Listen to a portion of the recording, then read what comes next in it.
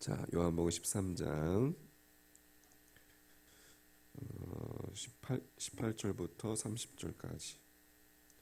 요한복음 13장 18절부터 30절까지 같이 보겠습니다.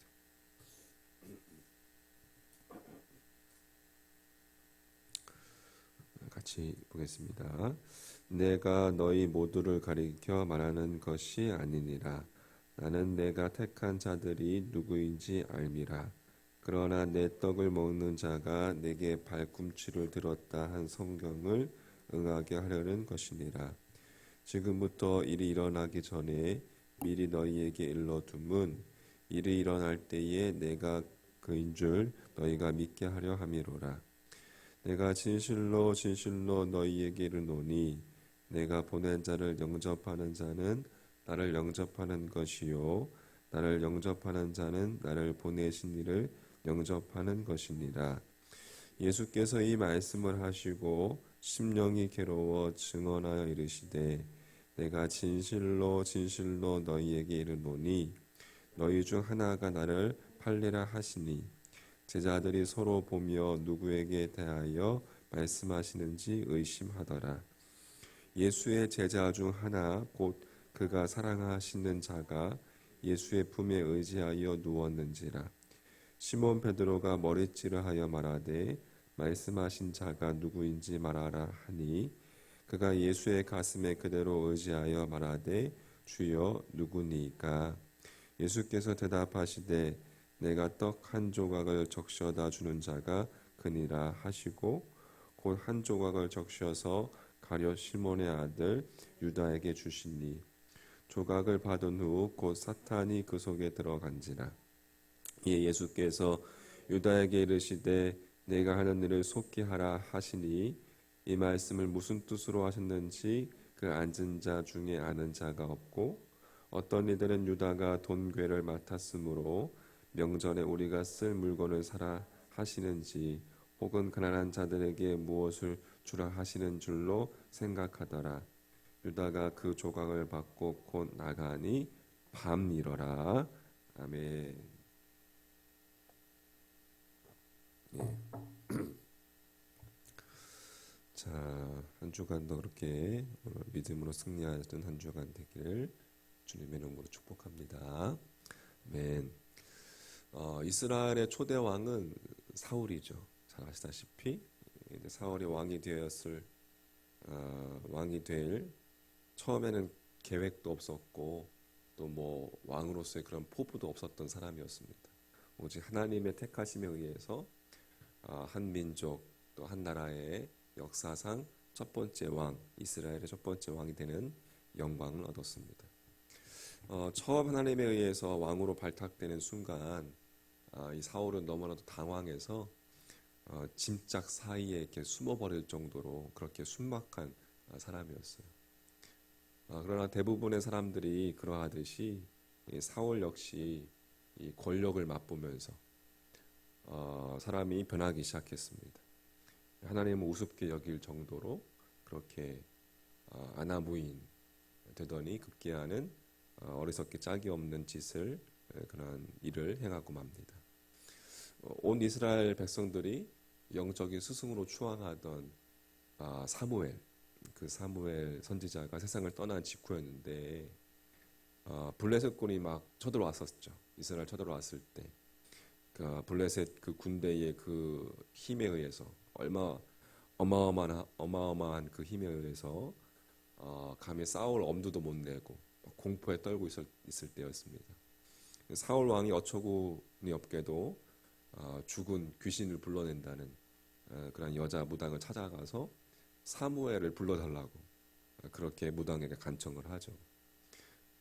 하나님을 믿는 하나님의 사람이기 때문에 이 세상을 떠나서 지금 이제 하나님 나라에 하나님 품에 있을 텐데 그 영혼을 하나님의 나라에서 이 땅으로 끌어내릴 수 있는 인간, 그런 인간이 여러분 어디에 있겠습니까?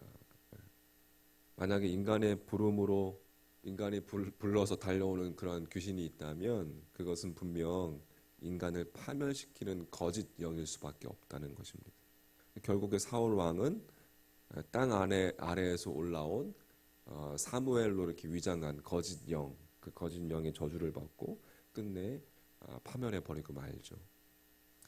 그 사울 왕이 하나님을 알지 못하는 사람이었으면 모르되 하나님을 섬기던 자였고 또 하나님에 의해서 이스라엘 왕으로 그렇게 초대 왕으로 선택된 그러한 점을 생각할 때에 정말 말이 될 수 없는 어처구니 없는 일이 아닐 수 없습니다.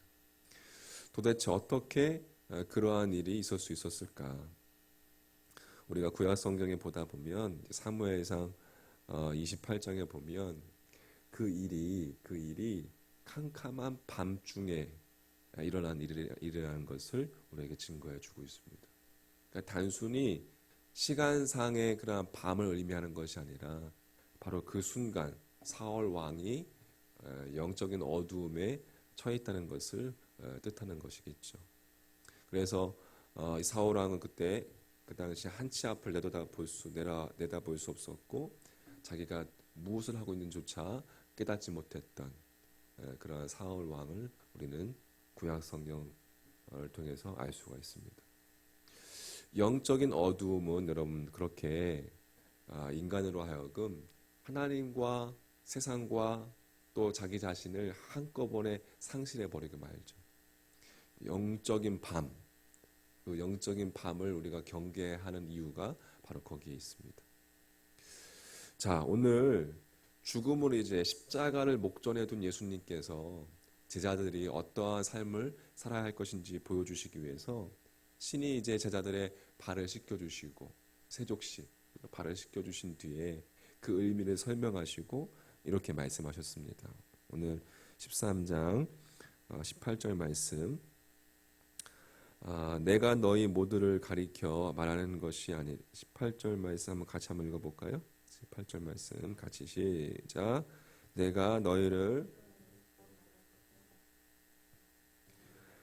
자들이 누구인지 알미라. 그러나 내 떡을 먹는 자가 내게 발꿈치를 들었다 한 성경을 응하게 하려는 것이니라 되어 있습니다. 시편에 보면 다윗 왕의 아들 압살롬이 아버지의 왕자를 노리고 반란을 일으켰을 때에 평소 그 다윗 왕의 은덕을 입었던 사람들이 있었는데 그 사람들이 막 다윗을 배신했죠. 많은 사람들이 배신하고 많은 사람들이 반군의 편에 섰습니다.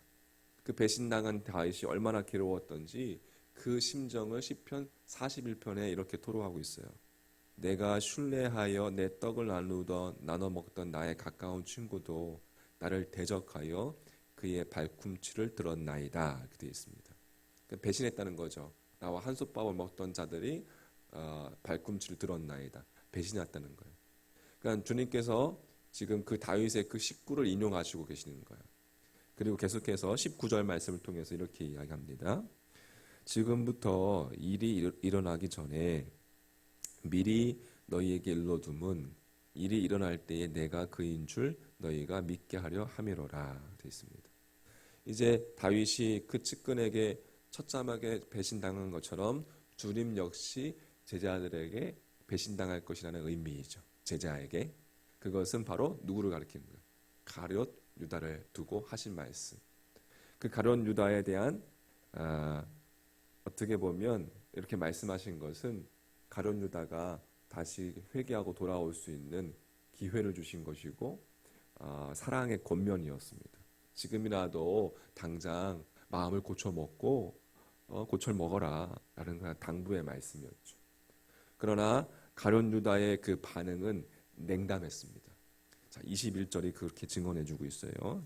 21절 예수께서 이 말씀을 하시고 심령이 괴로워 증언하여 이르시되 내가 진실로 진실로 너희에게 이르노니 너희 중에 하나가 나를 팔리라 하시니라 되어 있습니다.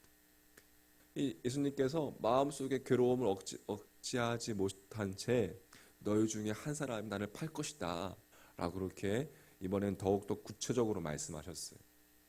예수님을 팔아 넘기기로 이미 작정한 가룟 유다가 그 말을 듣고 지금이라도 회개할 것을 다시 한번 바라면서 주님께서 이렇게 말씀하신 거예요. 자, 제자들이 딱 그 말을 듣고 깜짝 놀랐습니다.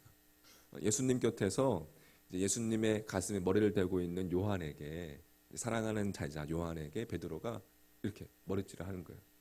무슨 이야기야? 물어봐라. 그 사람이 누군지 물어봐라. 그리고 제자들을 대표해서 요한이 주님께 질문합니다. 26절 말씀. 그 질문에 예수님께서 대답하시죠. 예수께서 대답하시되 내가 떡 한 조각을 적셔다 주는 자가 그니라 하시고 곧 한 조각을 적셔서 누구? 가룟 시몬의 아들 유다에게 주시니. 아버지가 시몬이죠. 시몬. 가룟 유다에게 주시니.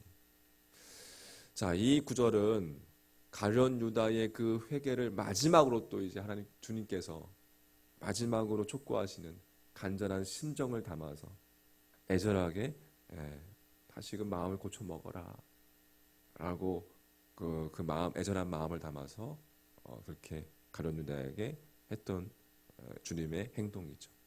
그렇지만 그러나 불행히도 27절 보면 이렇게 증거해주고 있습니다. 성경 말씀 27절 상반절에 보면 조각을 받은 후 곧 뭐가? 사탄이 그 속에 들어간지라 했습니다. 예수님께서 떡 조각을 주셨기 때문에 사탄이 들어간 것이 아니라, 가룟 유다에게 임했다는 의미가 아니라 회개를 촉구하는 마지막 그 떡 한 조각, 사랑의 권면을 하고 있는 그 마지막 떡 한 조각을 받았음에도 불구하고 예수님의 그 사랑의 제의를 철저하게 묵살해 버림으로 끝내 가룟 유다는 사단의 도구가 되어버렸다는 것을 의미하는 거예요. 자, 그래서 그 하반절 말씀에 27절 예수께서 유다에게 이르시되 네가 하는 일을 속히 하라. 이 말씀을 무슨 뜻으로 하셨는지 거기에 같이 있었던 제자들, 다른 제자들 다 몰랐습니다. 무슨 이야기인지. 어떤 이들은 유다가 동괴를 맡았으므로, 그러니까 유다가 이제 회개죠, 회개. 명절에 우리가 쓸 물건을 사라 하시는 것인지, 혹은 가난한 자들에게 무엇을 주라 하시는지 사갖고 줘라, 그렇게 생각했던 거예요. 제자들이 여러분 그 마지막 순간에조차 그들의 동료인 가룟 유다가 은 30냥의 주님을 팔아넘길 것이라는 것은 상상도 못했던 거죠. 그만큼 가룟 유다는 철저하게 이중적이었어요. 본문에 이렇게 밝혀주고 있습니다. 30절 말씀. 자, 30절 같이 30절 시작. 유다가 그 조각을 받고 곧 나가니 밤이러라 되어 있습니다. 이때도 캄캄한 밤이었습니다. 유다 역시 영적인 어두움에 갇혀 밤의 포로가 되어버렸던 것이죠. 밤의 노예가 되어버렸던 거예요. 여러분, 밤은 우리의 시야를 빼앗아갑니다. 어둠이라는 것은 우리의 방향 감각을 상실해버리게 해요. 영적인 어두움. 여러분, 그렇다고 해서 모두에게 그 밤의 어두움이 경계의 대상이 될 수는 없습니다. 대상인 것은 아닙니다.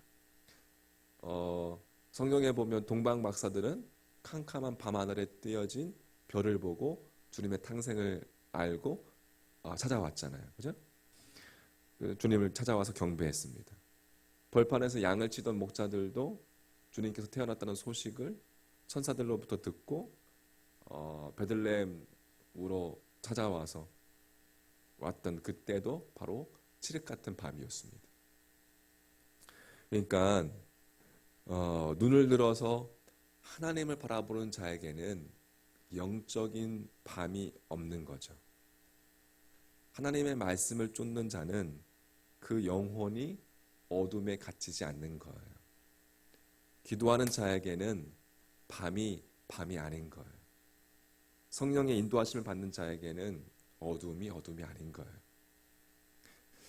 그들에게 있어서는 기도하고 성령의 인도하심을 받고 우리가 눈을 들어서 하나님을 바라보고 우리가 진리를 바라볼 때 우리에게 주어지는 여러분, 그것은 밤이 아니라 우리 영혼에게 주어지는 것은 밤이 아니라 우리는 진리의 대낮에 다니고 있는 것이라고 할 수가 있겠습니다. 인생은 짧습니다.